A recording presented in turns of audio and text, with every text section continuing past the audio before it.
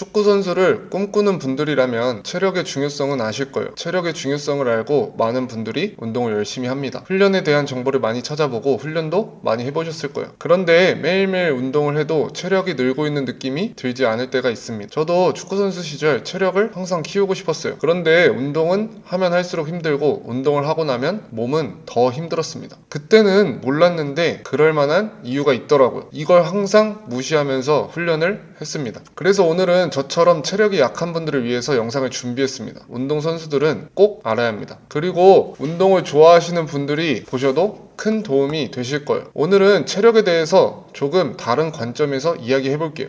지금부터 집중해주세요. 체력을 만들고 싶다면 운동도 중요하지만 수렵채집인처럼 음식을 섭취해야 합니다. 이게 뭔 말인가 싶을 거예요. 그리고 체력 이야기인데 왜 음식 이야기를 하지? 라고 생각하실 수 있어요. 지금부터 차근차근 설명해 드리겠습니다. 체력을 올리고 싶다면 운동만 열심히 한다고 되는 것은 아닙니다. 먹는 것까지 함께 바뀌어야 체력이 올라갑니다. 많은 사람들이 체력은 훈련량만 많으면 올라간다고 생각합니다. 물론 훈련은 중요해요. 하지만 음식을 제대로 섭취하지 않으면 아무리 훈련을 많이 해도 체력은 쉽게 올라가지 않을 거예요. 왜냐하면 우리가 움직일 때 쓰는 에너지는 결국 음식에서 나오기 때문입니다. 그렇다면 여기서 한 가지 질문이 생깁니다. 우리 몸은 어떤 에너지로 움직일까요? 많은 사람들이 탄수화물이 몸의 가장 중요한 에너지원이라고 생각합니다. 하지만 인간의 몸이 에너지를 만드는 방식은 우리가 생각하는 것과 조금 달라요. 인류는 약 200만 년 동안 수렵채집 생활을 했습니다. 사냥을 해서 고기를 먹고 자연에서 얻은 음식을 먹으며 살아왔어요. 이 시기의 식단은 지금처럼 곡물이나 탄수화물이 많은 식단이 아니었습니다. 오히려 지방과 단백질 비중이 높은 식단이었어요. 지금 우리가 많이 먹는 쌀, 밀, 빵 같은 탄수화물이 풍부한 식단은 약 1만 년 전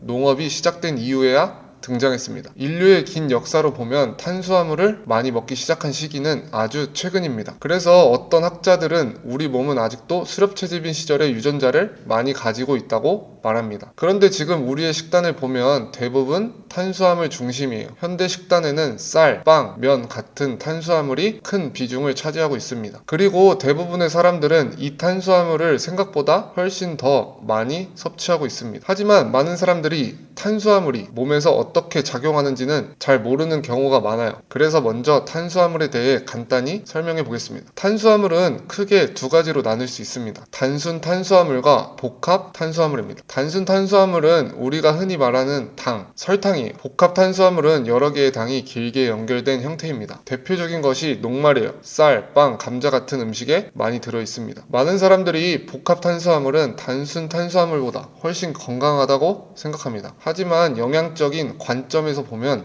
둘 사이에 큰 차이가 있는 것은 아니에요. 가장 큰 차이는 몸에 흡수되는 속도입니다. 단순 탄수화물은 빠르게 흡수되고 복합 탄수화물은 조금 더 천천히 흡수될 뿐이에요. 쉽게 말해 설탕은 빠르게 흡수되고 쌀은 느리게 흡수된다는 뜻입니다. 그런데 우리는 보통 파스타와 국수를 먹을 때는 이건 설탕이 아니니까 괜찮겠지? 라고 생각합니다. 단맛이 거의 나지 않기 때문이에요. 하지만 파스타와 국수의 대부분은 녹말입니다. 파스타와 국수도 먹으면 소화 과정에서 이 녹말이 잘게 분해되면서 결국 당으로 바뀝니다. 설탕을 직접 먹든 파스타나 국수를 먹든 몸 입장에서는 결국 당으로 바뀌어 에너지로 사용됩니다. 스파게티 1인분 약 200g을 먹으면 몸에서 당으로 바뀌는 양을 계산했을 때 콜라 여러 캔에 들어있는 당과 비슷한 수준이 될 수 있습니다. 물론 곡물에는 단백질이나 미네랄이 조금 들어있습니다. 하지만 밀가루나 백미처럼 많이 정제된 곡물은 영양소가 많이 줄어든 상태인 경우도 많습니다. 그래서 흰 빵이든 갈색 빵이든 쌀이든 통곡물이든 흡수 속도에는 차이가 있지만 결국 대부분은 몸에서 당으로 바뀝니다. 여기서 또 질문이 떠오르실 수 있어요. 그럼 당은 과연 나쁜 건가요? 그렇지 않습니다. 우리 몸은 실제로 당을 중요한 에너지원으로 사용합니다. 특히 축구처럼 강도가 높은 운동을 할 때는 근육이 빠르게 움직이기 위해 당을 에너지로 사용합니다. 그래서 운동선수들은 경기 전에 탄수화물을 먹기도 합니다. 근육에 에너지를 채워 넣어야 하니까요. 문제는 운동선수도 너무 많이 섭취하면 안 된다는 말이에요. 물도 건강에는 좋지만 너무 많이 마시면 독이 되는 것처럼 탄수화물도 마찬가지입니다. 우리 몸은 탄수화물을 에너지원으로 사용할 수는 있지만 반드시 먹어야 하는 것은 아니에요. 흥미롭게도 사람이 반드시 섭취해야 하는 탄수화물 요구량은 사실상 0에 가깝습니다. 왜냐하면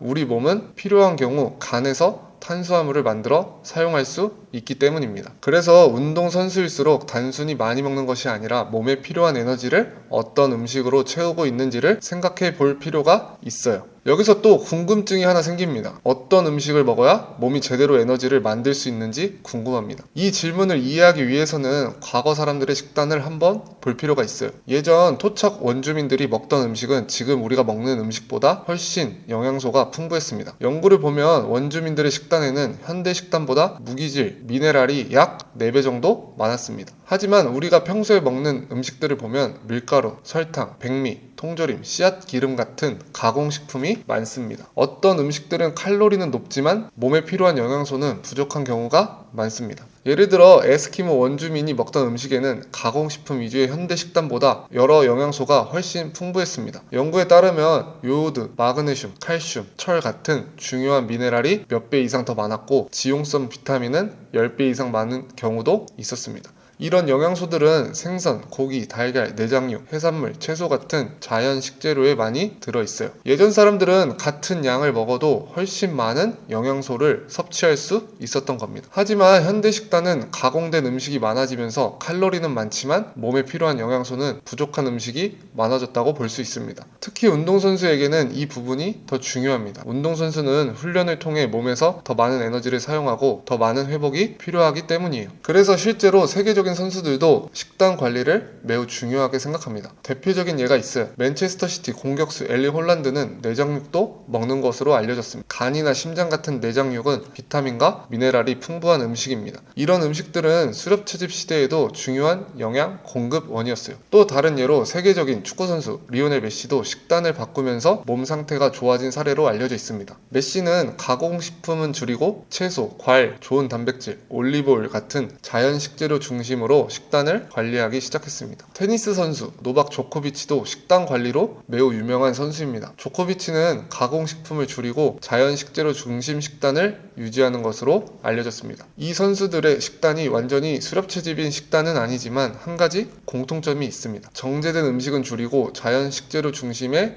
음식을 먹는다는 점이에요. 결국 중요한 것은 특별한 비밀 식단이 아닙니다. 몸이 에너지를 만들고 훈련 후 회복하는 데 필요한 영양을 어떤 음식으로 공급하느냐입니다. 그래서 체력을 만들기 위해 특별한 식단을 찾기보단 정제된 음식을 줄이고 자연 식재료 중심으로 먹는 것, 수렵 채집인에 가까운 방식으로 먹는 것이 하나의 기준이 될 수 있습니다. 좋은 음식을 찾기보다 몸에 좋지 않은 음식을 줄이는 것부터 시작하면 좋습니다. 특히 운동선수들은 무조건적으로 잘 먹어야 한다, 많이 먹어야 한다 라는 생각 때문에 패스트푸드나 정크푸드를 가리지 않고 먹는 경우도 있습니다. 하지만 정크푸드는 칼로리는 높지만 미네랄, 비타민, 필수 지방산, 아미노산 같은 몸에 필요한 영양소는 상대적으로 부족한 경우가 많습니다. 이런 음식을 자주 먹으면 몸의 회복 과정이나 근육과 조직 형성에도 영향을 줄 수가 있어요. 또한 칼로리가 높은 음식이기 때문에 과하게 섭취하면 체지방이 늘어날 가능성이 있습니다. 결국 체력을 올리기 위해 훈련을 열심히 하면서 정크푸드와 패스트푸드를 계속 먹는다면 몸은 다시 지방을 축적하게 되고 오히려 성장을 방해할 수 있어요. 그리고 회복을 할 때도 몸에서는 에너지를 사용합니다. 그래서 뭘 먹었는지에 따라 몸이 휴식을 할 수도 있고 더 많은 일을 할 수도 있어요. 왜냐하면 어떤 음식을 먹고 소화시키는데도 우린 에너지를 사용하고 뭘 먹었는지에 따라 에너지를 많이 사용할 수도 있고 적게 사용할 수도 있습니다. 그래서 체력을 올리고 싶다면 그리고 운동선수라면 음식의 중요성을 꼭 알고 계셨으면 좋겠습니다. 마지막으로 오늘 영상을 정리해볼게요. 체력을 올리기 위해서는 훈련도 중요하지만 음식 섭취 역시 매우 중요합니다. 그리고 무엇을 많이 먹을지 고민하기 전부터 기본적으로 몸에 좋지 않은 음식부터 줄이는 게 먼저입니다. 운동선수에게 체력은 중요합니다. 체력은 곧 경기력이고 선수에게는 생명과도 같아요. 그리고 체력을 올릴 때 꼭 필요한 한 가지 습관이 더 있습니다. 그 한 가지 습관이 궁금하신 분들은 아래 고정 댓글을 확인해주세요. 오늘 준비한 영상은 여기까지입니다. 다음 영상에서는 더 좋은 내용으로 찾아뵙겠습니다.